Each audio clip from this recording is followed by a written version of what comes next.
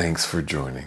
It really does mean a lot to me that we could be together this way. And we begin the great season of Advent this weekend.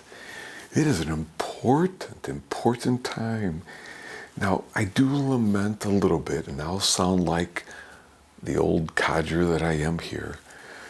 But for many of us, we completely skip Advent and then start Christmas already. Christmas does not begin until sunset on Christmas Eve. Then we're meant to have the 12 days of Christmas, the great season of Christmas. And some people take down their Christmas decorations shortly afterwards because they've been living Christmas instead of Advent. Now that's just, you do what you need to do. But in the midst of it, I pray that you and I could keep a quiet place, maybe an Advent wreath where we can step out of the bustle and sit in the stillness with an openness in our hearts to be ready to meet the Christ in the ways he will come in the midst of all the chaos. That's just my one thought. All right. For the homily, I'm going to focus on today's first reading, which I think gives us something to carry with us our whole lives, however old we are. Here's the homily.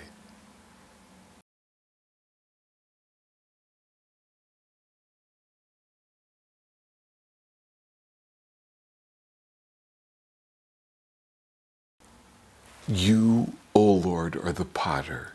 We are the clay, the work of your hands.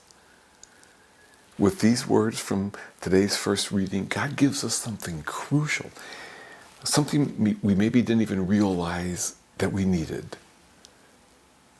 A job description for our life's journey. You, O Lord, are the potter. We are the clay. We are to be clay. This is our job description from God. When someone makes pottery, one of the essential elements of the clay that they would use is that it's soft, soft enough to be malleable, that it might be, formed into the shape that we want it to be. Now, if I took some of this clay and made it into a shape and dried it and baked it in a kiln, like usually about 2,000 degrees, it would become firm then. For example, the clay might become something like this bowl, which was made for me at my ordination by a classmate of mine as a bread dish for communion. Now, at this point, however, that's it for the clay. And this is great, but its role has now been set. It will always serve as this. If I needed the clay to become a coffee mug, I wanted it to become a statue, well, too late for that because it's now set. This is the challenge for all of us who follow Jesus. The human person goes through a process similar to what it is for this clay, right? As infants and toddlers, we're malleable. As we make our way through our life's journey, we're formed by the forces and fires of our lives. We're pulled and pounded and stretched, and at times things heat up. And as we grow, we begin to more and more develop a sense of our identity. We think about who we are and who we will be. It's work that needs to happen as our personalities, our opinions take shape. But this is also dangerous on some level. The challenge for the human heart is that we must never get hardened and stopped there, right? Unlike this piece of pottery, we must be able to become soft again, because what is needed from us at any portion of our lives will change. Throughout our entire lives, we need to be malleable. Did you ever notice how in the second half of life, people seem to go one of two directions? Some become more generative, grateful, humble. Others seem to become more rigid and angry, right? And stubborn, set in their ways. It is our call as followers of Jesus to stay humble enough to still be willing to be and be able to be taught, to be formed by God for whatever might be needed for us at whatever stage of life we're at. It matters that we do the work now, whatever age, to stay that way, because it becomes harder and harder as we get older if we're becoming more and more rigid and set in our ways.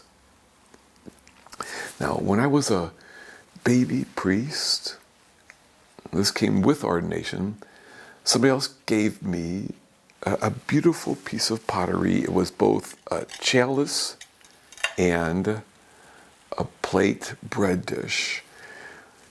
And it was meant to be used for communion. I gave away the cup some years ago, but kept the plate. Not that long ago, I broke it. I keep it, however, as a reminder to myself that I need to be flexible. I need to be willing to be open to what might be needed of me in any given moment. And as we begin this great season of Advent, we hear the invitation from Jesus to be watchful.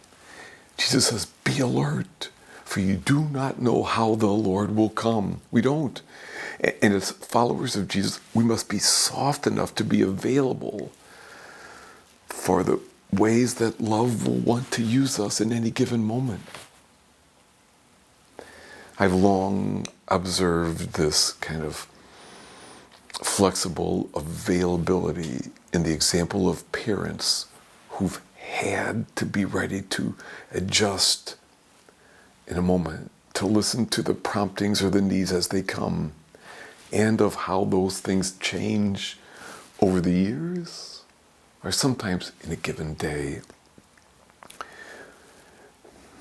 I think of a woman I knew from back in my days as a baby priest from a parish. I mean, she greatly loved each of her 3 children, but she would say she had an extra tenderness for the youngest, who had been born with no hand on his left arm. And she described for me when the day that she feared finally happened. Her little boy came home from kindergarten that afternoon trying unsuccessfully not to cry. And he explained that one of his classmates had asked what happened to his arm. He told everyone listening that he was born that way. Most kids were just fine with that. One kid said, well, that's weird. And several other kids laughed. The little boy didn't know a person could ever feel that lonely. Now, in that mom's response in that moment, I saw the gift of someone who had worked to be like clay, to be ready to do what was needed when the time came. Mother comforted him a while, and then looked him right in the eyes and said slowly and carefully, please, Michael, you've got to know this. That boy just doesn't yet know what I know and what God knows, that you are one of the most amazing people God ever made. I love you just as you are. So much so that I couldn't love you any more, possibly, than I already do. And so does God, Michael. God thinks you're wonderful just like you are. And God always will. And she looked right at him. And then the little boy buried his face in his mom's arms and cried. How about you? How about me? At this stage of our lives, I mean, whatever it is, are we open enough to continue to be formed by God? or not? Are we soft enough to listen, to adjust, to respond? I mean, even to care. Is my mind all made up? Or am I humble enough to still be able to be taught? Can I let myself see the pain of the world, or have I steeled my heart? Can I still get tears in my eyes for joy? Am I able to ask forgiveness or to offer it? Is my heart soft enough to be ready to do what is needed in the moment? Who knows what the rest of this day will hold, much less tomorrow or down the road. What blend of crises or opportunities are given moments. Another way to ask the question as we start these Advent days, has my heart become like hardened and sad? Or can I let my heart still be like clay, soft to the invitation of God, that I might be awake to welcome love in the ways that love shows up, and to respond in the ways that love asks me to respond. Today we hear our job description from God. You, O Lord, are the potter. We are the clay. May that truly be how we live these Advent days. May we be clay.